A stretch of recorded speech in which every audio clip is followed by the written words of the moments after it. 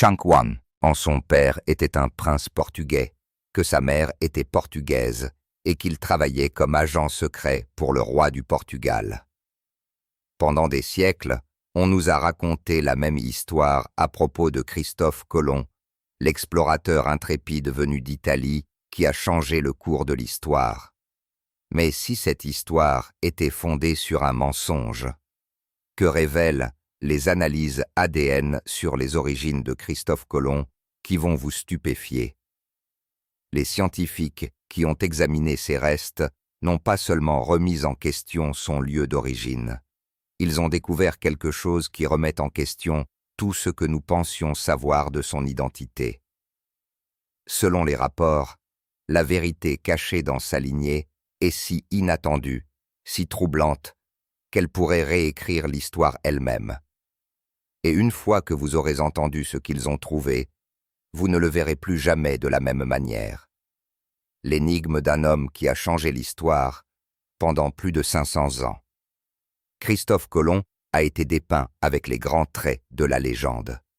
Le brave navigateur qui a traversé l'Atlantique en 1492. L'homme dont la découverte a relié deux mondes. Son image a été sculptée dans le marbre, imprimée dans les manuels scolaires et célébrée dans des monuments à travers les continents. Pourtant, sous toute cette pompe et cet héroïsme, se cache une question à laquelle personne n'a jamais pu répondre avec certitude. Qui était-il vraiment? L'histoire de Colomb commence dans les ports animés du XVe siècle, un monde de marchands, de marins et de royaumes rivaux. Le récit traditionnel dit qu'il est né à Gênes, en Italie, dans une humble famille de tisserands de laine. Un homme aux moyens modestes qui a accédé à la renommée mondiale grâce à sa détermination et à une vocation divine. Mais dès le début, les historiens ont noté que quelque chose dans son histoire ne correspondait jamais tout à fait. Colomb parlait et écrivait en espagnol et en portugais, mais jamais en italien. Il utilisait des termes archaïques, des orthographes et des expressions qui n'étaient pas de mise pour un homme élevé à Gênes. Même son écriture ne correspondait pas à ce qui était typique de sa patrie supposée. Ce n'étaient pas de petits détails, c'étaient des indices. Des indices qui pointaient vers un homme qui n'était peut-être pas celui qu'il prétendait être. Au fil du temps, les théories ont commencé à se multiplier. Certains affirmaient qu'il était catalan, cachant ses origines à cause des dangers politiques qui en découlaient.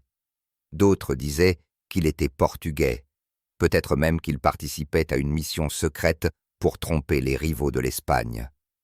Quelques-uns murmuraient qu'il venait des îles grecques ou qu'il était issu d'une famille noble mais déshonorée d'Espagne.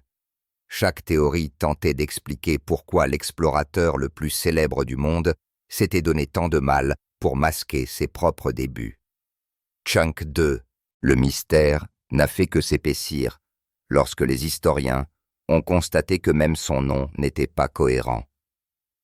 Il signait des lettres sous le nom de Christopher Colombo, Cristóbal Colón, et même sous des signatures cryptiques qui ressemblaient à des codes secrets.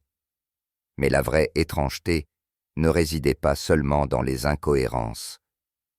Elle résidait dans le silence. Pour un homme dont les voyages étaient si bien documentés, ses premières années sont enveloppées d'ombre.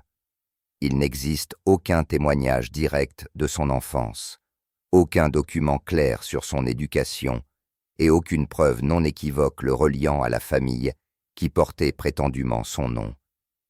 C'est comme si Colomb était apparu dans l'histoire tout formé, entrant en scène à la cour d'Espagne avec des cartes, de l'ambition et une destinée déjà écrite, mais sans passé identifiable. Certains spécialistes pensent que ce n'était pas un accident. À l'époque où Colomb vivait, l'Europe était un endroit dangereux pour toute personne d'ascendance juive. L'Inquisition espagnole battait son plein, forçant des milliers de familles à se convertir au christianisme ou à faire face à l'expulsion. Les personnes ayant une nouvelle ascendance chrétienne, connue sous le nom de conversos, changeaient souvent de nom, modifiaient les archives familiales et effaçaient leurs origines pour survivre. Si Colombe était parmi eux, alors le secret n'était pas un choix. C'était une question de survie. Même ses relations reflétaient un schéma de prudence. Sa correspondance évitait les détails personnels et ses journaux étaient écrits avec un ton d'autocensure, comme s'il était conscient que quelqu'un un jour pourrait scruter chaque mot. Lorsqu'il fit appel à la reine Isabelle et au roi Ferdinand pour financer son voyage, il parla avec un curieux mélange d'humilité et d'autorité, décrivant sa mission comme guidée par l'inspiration divine. C'était comme s'il menait toujours deux vies, l'explorateur qu'il voulait que le monde voie et l'homme qu'il ne pourrait jamais révéler complètement. Au fil des siècles, le débat sur sa véritable identité s'est transformé en l'un des mystères les plus longs de l'histoire. Les historiens, les linguistes et maintenant les généticiens ont tous essayé de reconstituer le puzzle de son origine. Pourtant, chaque fois qu'une nouvelle théorie émerge, elle ne fait qu'ajouter une nouvelle couche d'intrigue. Se pourrait-il que l'homme qui a ouvert le Nouveau Monde à l'Europe ait caché le sien, ou que le même courage qui l'a transporté à travers l'océan soit né de la nécessité d'échapper à qui il était réellement? Le monde connaissait Christophe Colomb l'explorateur, mais l'homme derrière la légende, celui qui a soigneusement enterré ses traces, réécrit son histoire et laissé derrière lui une traînée d'énigmes, reste une énigme. Et c'est cette énigme que la science moderne, armée des outils de l'analyse ADN, commence enfin à démêler. Ce que ces résultats allaient révéler allait ébranler des siècles de croyances et laisser même ses plus grands défenseurs stupéfaits. Une traînée de secrets enfouis dans le temps. Au fil des siècles, la légende de Christophe Colomb s'est gravée dans le marbre. Pourtant, l'homme lui-même semblait s'enfoncer de plus en plus dans le brouillard. Chaque tentative de retracer ses pas, avant 1492, s'est heurtée au même mur de silence. Pour une figure d'une telle importance mondiale, il aurait dû y avoir des documents, des certificats de naissance, des registres d'apprentissage, des dossiers scolaires, ou au moins des références locales dans les archives de Gênes. Junk 3. Mais ce que les chercheurs ont trouvé à la place, c'est un vide, une absence délibérée qui suggérait un passé effacé. Dans les archives d'Espagne, du Portugal et d'Italie, les historiens ont découvert des fragments qui laissaient entrevoir de multiples identités. Il y avait des contrats signés sous des noms qui ressemblaient à Colomb, mais qui n'étaient pas tout à fait les mêmes. Des lettres à la cour d'Espagne portaient sa signature. Pourtant, même ces signatures étaient étranges, remplies de symboles, de croix et d'abréviations que certains cryptographes ont ensuite décrits comme quasi maçonniques. Une fois décodées, elles semblaient dissimuler des illusions religieuses plutôt que de simplement confirmer son identité. Les chercheurs ont commencé à se demander si l'homme construisait intentionnellement une piste de papier qui semait la confusion plutôt que de clarifier les choses. Une habitude particulière s'est démarquée. Le refus de Colomb de parler ouvertement de ses parents ou de son lieu de naissance. À une époque où la noblesse de la lignée comptait, où même le plus humble des marins pouvait rehausser son statut en se vantant de ses ancêtres, Colomb est resté silencieux. Lorsqu'on l'interrogeait, il esquivait ou recentrait l'attention sur sa mission divine. Dans ses écrits, il se décrivait comme choisi par Dieu pour ouvrir l'Occident à la chrétienté, mais ne décrivait jamais où cet appel avait commencé. Certains historiens ont suggéré qu'il n'évitait pas la modestie. Il protégeait quelque chose. Ce quelque chose pouvait être une connaissance dangereuse. En 1492, l'Espagne venait d'expulser sa population juive en vertu du décret de l'Alhambra. Des milliers de familles ont fui ou se sont converties au christianisme du jour au lendemain. Les inquisiteurs tenaient des listes méticuleuses des convertis, suivant les arbres généalogiques sur plusieurs générations. Toute personne soupçonnée de dissimuler des racines juives pouvait perdre ses biens ou pire. Si Colomb avait un lien quelconque avec cette ascendance persécutée, révéler sa véritable origine aurait pu lui coûter tout, y compris le patronage royal et sa vie. Et il y avait des indices qui allaient dans cette direction. Les lettres de Colomb contenaient des références hébraïques, et certains chercheurs pensent que son utilisation de l'imagerie de l'Ancien Testament était inhabituellement fluide pour un homme élevé dans un environnement catholique. Dans ses notes, il écrivait parfois les lettres hébraïques Bet et Hei, utilisées dans les bénédictions juives. Il a également fait preuve d'une connaissance des fêtes et des systèmes calendaires juifs, notant les cycles lunaires d'une manière qui s'alignait sur la tradition hébraïque. Il pouvait s'agir de coïncidences ou de traces d'un héritage caché qui refusait de disparaître, même par écrit. Son timing n'est pas passé inaperçu non plus. Colomb est parti pour son premier voyage quelques jours seulement après la date limite finale pour le départ des Juifs d'Espagne. Alors que des navires remplis de réfugiés fuyaient la péninsule ibérique, sa propre flotte a quitté Palos de la Fronta sous commission royale. Certains historiens l'ont qualifié plus tard de poétique, d'autres d'obsédant. Alors qu'un monde se terminait pour des milliers de personnes, Colomb commençait, à son insu, ou peut-être délibérément, un autre monde.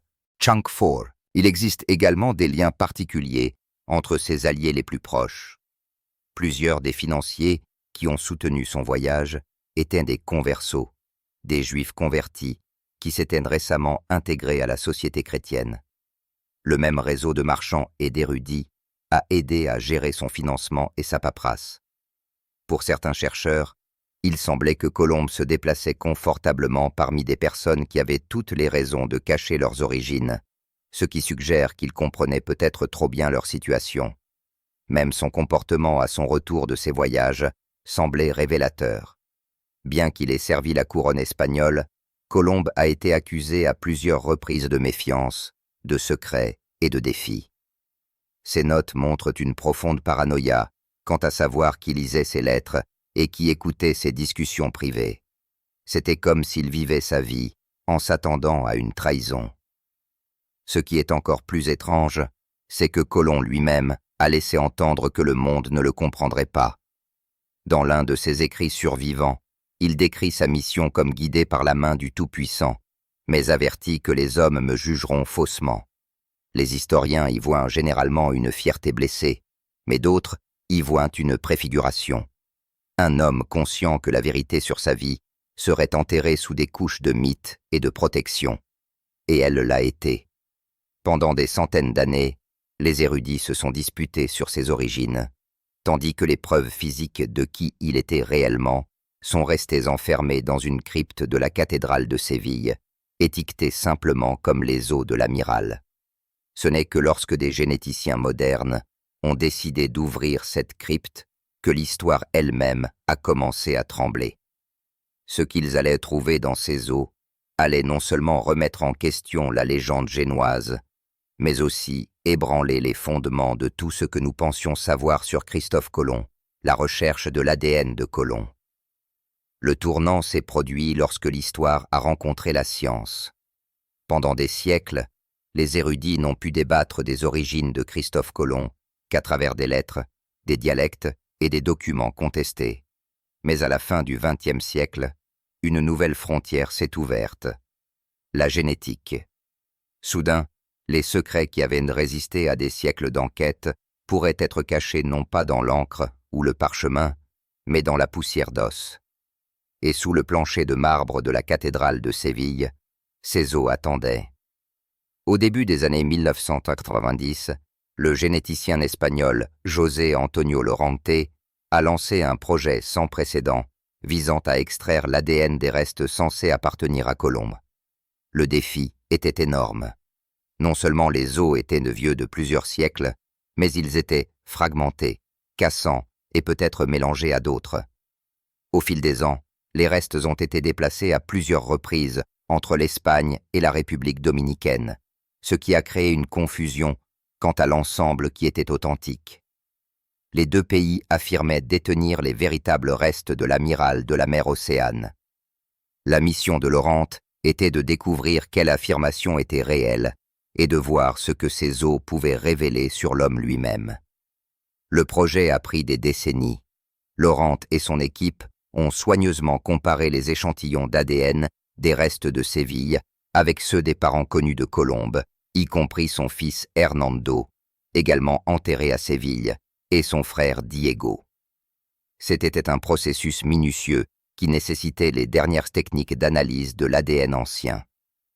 Chunk 5. Les échantillons étaient si délicats qu'une contamination provenant d'une seule empreinte digitale pouvait ruiner les résultats.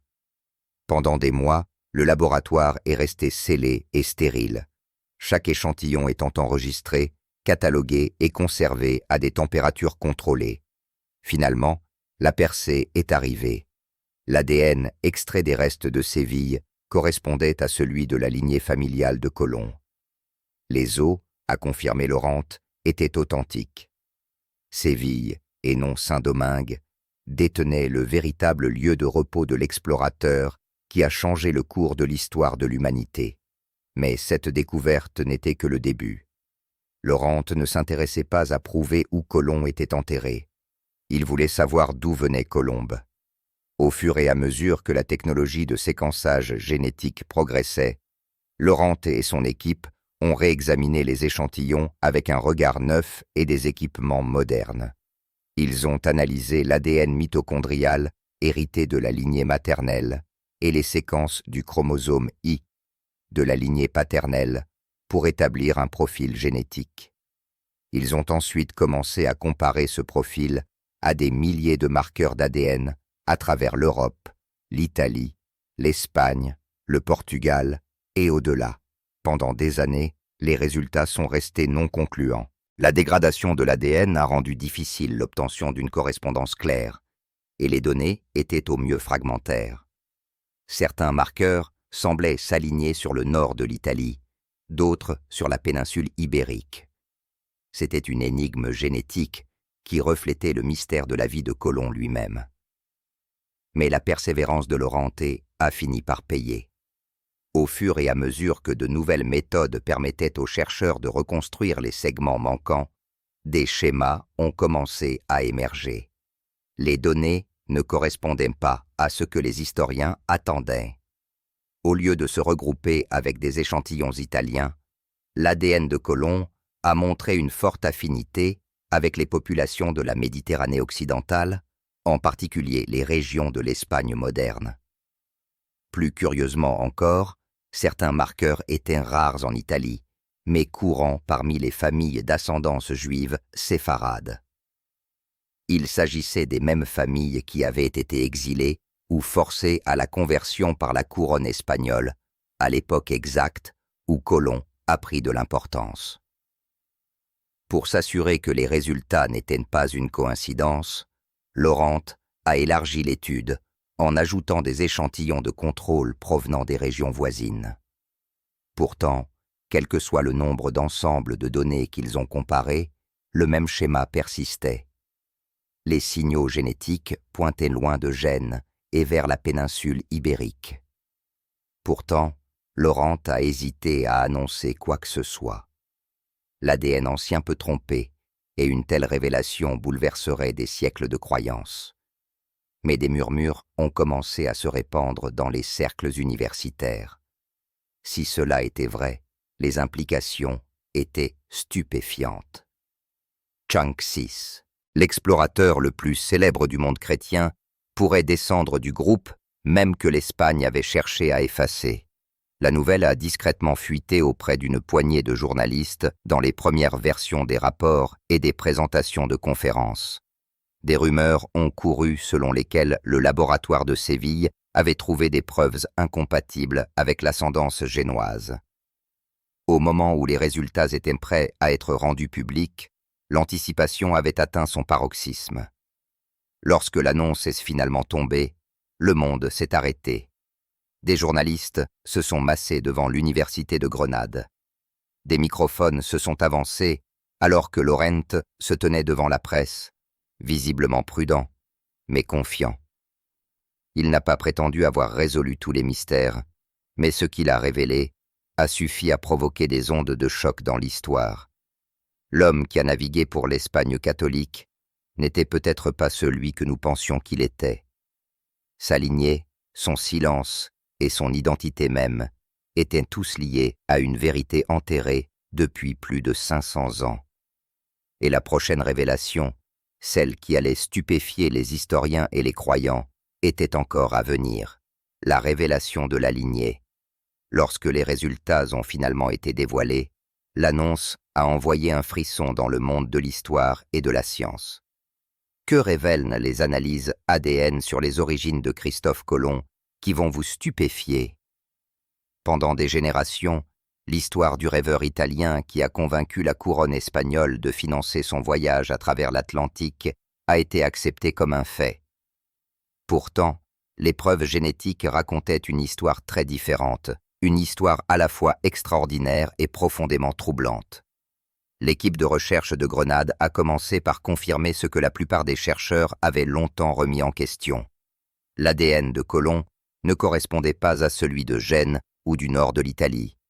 Son profil de chromosome X hérité par la lignée masculine ne correspondait pas au groupe génétique génois étudié à travers la Ligurie.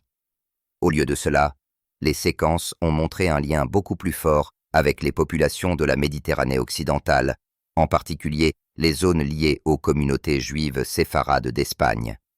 Il s'agissait de familles qui vivaient dans la péninsule ibérique depuis des siècles, jusqu'à ce que le décret de l'Alhambra de 1492 les oblige à se convertir, à fuir ou à être exécutés. Les marqueurs génétiques trouvés dans les restes de Colomb, selon les rapports, étaient compatibles avec l'ascendance juive séfarade. L'expression peut sembler clinique, mais sa signification était profonde. Elle suggérait que Colomb n'était peut-être pas l'explorateur catholique italien célébré dans tous les livres d'histoire. Il aurait pu être un converso, un juif qui s'était converti au christianisme pour survivre à l'Inquisition espagnole. C'était choquant non seulement pour les historiens, mais aussi pour les érudits religieux, car cela ajoutait une dimension entièrement nouvelle à la mission de Colomb, une mission qui aurait pu être enracinée dans le désespoir plutôt que dans la destinée divine. L'idée a immédiatement déclenché une tempête de réactions. Les partisans de la théorie ont souligné que le timing était presque trop parfait pour être ignoré. Colomb a mis les voiles le 3 août 1492, quelques jours seulement après la date limite finale pour le départ des Juifs d'Espagne. Les navires d'expulsion transportant des familles juives exilées ont quitté les mêmes ports d'où Colomb a lancé son voyage. Se pourrait-il que son voyage vers le Nouveau Monde ait eu une autre signification? Peut-être même un espoir secret de refuge ou de rédemption hors de portée de l'Inquisition. Tchankset, il y avait d'autres liens. Bon nombre des premiers bailleurs de fonds et correspondants de Colomb étaient eux-mêmes des conversos. Son interprète lors du voyage, Luis de Torres, était un juif converti qui parlait hébreu et arabe. Le médecin personnel de Colomb était également issu d'une famille connue pour avoir des racines juives. C'était comme si tout son entourage comprenait des personnes qui avaient survécu à la persécution sous de fausses identités. Autrefois considérés comme des coïncidences, ces liens ressemblaient soudain à des choix délibérés. Certains historiens ont commencé à réinterpréter les propres mots de Colomb à travers ce nouveau prisme. Ses fréquentes références aux histoires de l'Ancien Testament, sa fascination pour la prophétie et sa façon codée d'écrire ont toutes pris une nouvelle signification. Même son étrange signature remplie de croix, d'abréviations latines et de symboles cachés a été reconsidérée. Quelques linguistes ont suggéré qu'il pourrait s'agir d'une prière acrostiche déguisée pour éviter les soupçons. Bien sûr, tout le monde n'était pas convaincu. Les sceptiques ont fait valoir que l'ADN ne peut pas révéler la religion ou la croyance, seulement l'ascendance. Le phrasé prudent de l'équipe, compatible avec, laissait place à l'incertitude. Mais d'autres ont rétorqué que la convergence de la génétique, du timing et du comportement historique rendait la conclusion difficile à rejeter entièrement. L'Église catholique est restée silencieuse, et les gouvernements d'Espagne et d'Italie ont évité de commenter, mais les institutions universitaires du monde entier ont réagi avec fascination et alarme. La découverte a forcé les historiens à reconsidérer l'homme qu'ils pensaient connaître. Le fils du tisserand de laine génois n'a peut-être jamais existé. L'explorateur qui portait la croix sur ses voiles l'a peut-être fait non par dévotion, mais par nécessité. Si Colomb descendait véritablement d'une lignée juive, cela redéfinit tout son héritage. Son voyage n'était peut-être pas seulement une question d'expansion et d'empire. Il pourrait s'agir d'exil, de foi et de la recherche d'un nouveau départ. Selon certaines interprétations, sa quête d'un nouveau monde pourrait avoir été motivée par le désir d'échapper à un ancien monde qui s'était retourné contre lui. C'est choquant, non seulement parce que cela remet en question le récit le plus familier de l'histoire, mais aussi parce que cela expose à quel point une grande partie de cette histoire a pu être réécrite par ceux qui ont le pouvoir. Pendant plus de 500 ans, Colomb a été présenté comme un symbole de conquête, de découverte et de dessein divin. Mais si son sang dit la vérité, alors son histoire devient quelque chose de beaucoup plus humain. Un récit de survie, de secrets et des efforts qu'un homme ferait pour cacher qui il était réellement. La découverte allait enflammer un débat acharné et diviser les érudits. Mais elle a également marqué un moment historique. Après des siècles de spéculation, la science a ouvert une fenêtre sur le monde caché de Colomb. Et ce qu'elle a révélé allait changer à jamais la façon dont nous nous souvenons de l'homme qui a traversé l'océan pour trouver un nouveau monde et qui fuyait peut-être le sien. Chunk 8, le débat qui a ébranlé le monde universitaire. Les suites de la révélation de l'ADN n'ont été rien de moins que chaotiques. Ce qui avait commencé comme une étude génétique discrète dans un laboratoire espagnol a explosé pour devenir l'un des débats historiques les plus polarisants depuis des décennies. Les universités, les musées et même les gouvernements se sont empressés de réagir, chacun prenant position sur la question de savoir si l'homme célébré comme le découvreur du Nouveau Monde n'était peut-être pas celui que tout le monde pensait qu'il était. Dans les jours qui ont suivi l'annonce, les médias d'Europe et des Amériques ont publié des titres audacieux. Certains l'ont présenté comme une percée qui a résolu un mystère vieux de 500 ans, tandis que d'autres ont accusé les chercheurs de sensationnalisme. À l'université de Grenade, où José Antonio Lorente avait dirigé l'étude, des journalistes ont campé devant le département de biologie, attendant plus de détails. Pourtant, le ton de Lorente est resté prudent. Il a souligné que les données étaient fortement suggestives plutôt que définitives. Cette petite distinction n'a pas beaucoup contribué à calmer la tempête. Les historiens italiens ont été les premiers à réagir. Ils ont cité des documents notariés de Gênes qui mentionnaient une famille nommée Colombo, ainsi que des documents censés faire référence au père et aux frères de Colombe. L'origine génoise de l'explorateur est irréfutable, a déclaré un universitaire italien dans une interview, mais les critiques ont rapidement rétorqué que ces documents ne prouvaient que l'existence d'une famille Colombo, et pas nécessairement l'identité de Colombe. L'écriture, la langue et le comportement de l'homme ne correspondaient toujours pas à une éducation génoise. Pendant ce temps, des généticiens non liés à l'étude ont commencé à intervenir.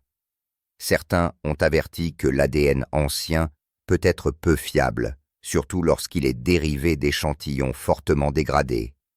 D'autres ont défendu les conclusions de Lorente, soulignant que le schéma de l'ascendance séfarade ne pouvait pas être facilement écarté comme aléatoire. Un chercheur a décrit les résultats comme une pièce manquante du puzzle qui donne un sens à tout ce que les historiens ne pouvaient pas expliquer.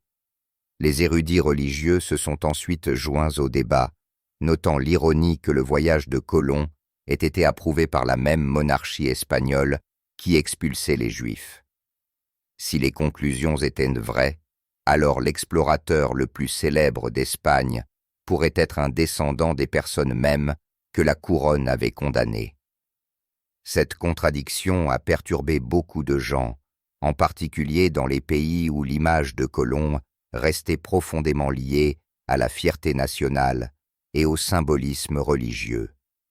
Il y a aussi ceux qui ont vu la révélation non pas comme une attaque contre l'histoire, mais comme une correction.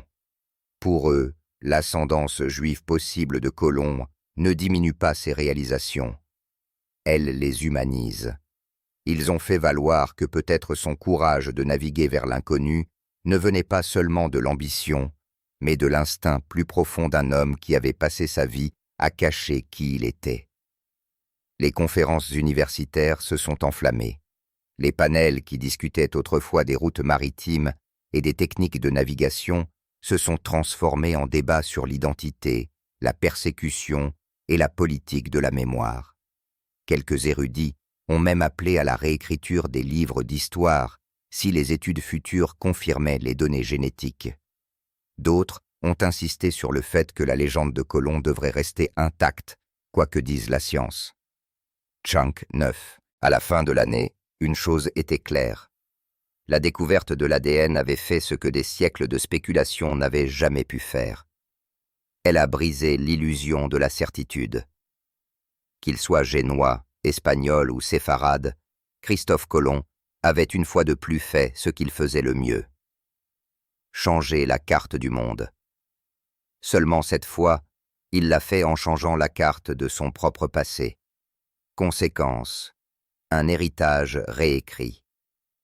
Alors que la poussière retombait, le monde s'est retrouvé confronté à une vérité inconfortable. L'histoire n'est pas figée. Elle se plie, se déplace et change lorsque de nouvelles preuves sont mises en lumière. Les résultats de l'ADN ont sorti Christophe Colomb du passé mythique et l'ont replacé dans la réalité fragile de l'identité humaine. Pendant des siècles, il a été considéré comme un symbole de l'Empire et de la découverte. Maintenant, il se dressait comme quelque chose d'entièrement différent, un homme pris entre deux mondes, à la fois dans la vie et dans l'héritage. Les historiens ont commencé à réexaminer ces lettres avec une attention renouvelée. Des phrases autrefois rejetées comme dévotion religieuse ont pris un nouveau poids. Sa fascination pour les prophéties de l'Ancien Testament, ses références cryptiques à la rédemption et à la sélection divine, même sa signature particulière. Tout cela semblait faire écho à la lutte cachée d'un homme équilibrant la foi et la peur. Si Colomb était effectivement issu d'une lignée juive séfarade, son silence était logique. Il vivait dans un monde où l'ascendance pouvait signifier l'exil ou la mort. Son voyage vers l'Ouest a peut-être été à la fois un acte d'exploration et une évasion, une tentative de se tailler un avenir loin de l'intolérance de l'ancien monde. Les musées ont discrètement mis à jour leurs expositions. Les documentaires ont revisité l'histoire familière, cette fois avec une touche inquiétante. Et tandis que beaucoup résistent encore à l'idée, d'autres la trouvent poétique, que l'homme qui a rapproché les continents ait peut-être aussi rapproché les cultures, portant en lui à la fois les persécutés et les puissants. Selon les rapports, la recherche se poursuit, les scientifiques espérant extraire des échantillons plus propres et confirmer les résultats avec des techniques modernes. Mais même si ces résultats ne viennent jamais, une chose a déjà changé. La façon dont nous voyons Christophe Colomb, il n'est plus seulement le marin qui a traversé l'océan, mais un miroir de son propre temps. Un homme façonné par la foi, le secret et la survie. En fin de compte, son ADN a fait plus que révéler d'où il venait. Il a rappelé au monde que même les héros les plus durables de l'histoire ne sont jamais aussi simples que les histoires que nous racontons à leur sujet. Chunk 10. Et cette prise de conscience est peut-être la découverte la plus choquante de toutes. Que pensez-vous de cette découverte? Faites-le nous savoir dans les commentaires.